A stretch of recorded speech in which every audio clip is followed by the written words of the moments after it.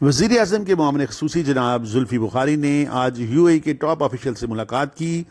اسی حوالے سے ایک میڈیا بریفنگ کا اہتمام پاکستان قونصلیٹ دبئی نے کیا، جس میں وزیر اعظم کے مشیر برآئے اوورسیز زلفی بخاری نے میڈیا سے گفتگو میں کہا کہ متحدہ عرب امارات میں مقیم پاکستانیوں اور کرونا کے باعث وطن عزیز واپس جانے والوں کو درپیش مسائل سے بخوبی آگاہ ہیں۔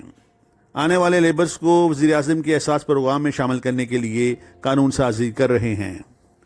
انہوں نے مزید کہا کہ کاروباری حضرات جو بگ اکوپمنٹ اور مشینری بیرون ممالک سے پاکستان لانا چاہتے ہیں، ان لوگوں کو ڈیوٹی فری یا کم سے کم کسٹم ادائیگی کی سہولت پر کام کر رہے ہیں۔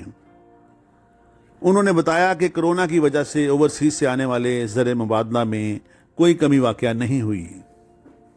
حالات اور ہیں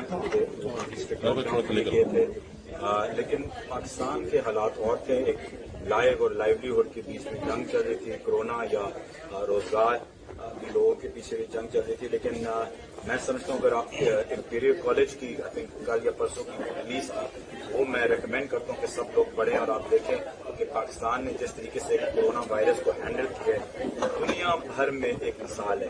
پلیز اپنے ملک کو انڈر ایسٹیمیٹ نہ کریں۔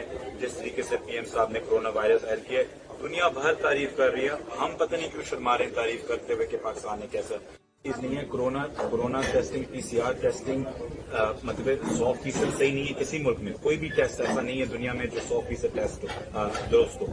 تو اگر اس میں ویریشنز آتی ہیں وہ ہر جگہ کسی دنیا میں آتی ہیں، آپ یہاں بھی کرائیں تو یہاں بھی ہوتی ہیں، انگلینڈ میں کرائیں وہاں بھی ہوتی ہیں، لیکن پاکستان میں ہم نے جب ریپیٹریشن بھی کی، یو اے ای تو ابھی بھی کھول کے ٹیسٹنگ کر رہا ہے نا، ہم نے پہلے دن سے یہ کیا تھا کہ ایئرپورٹ پہ پہنچتے تھے ٹیسٹنگ ہم کرتے تھے۔ کچھ 2 یا 3 ایسے ملک تھے دنیا میں جو ایسے کر رہے تھے۔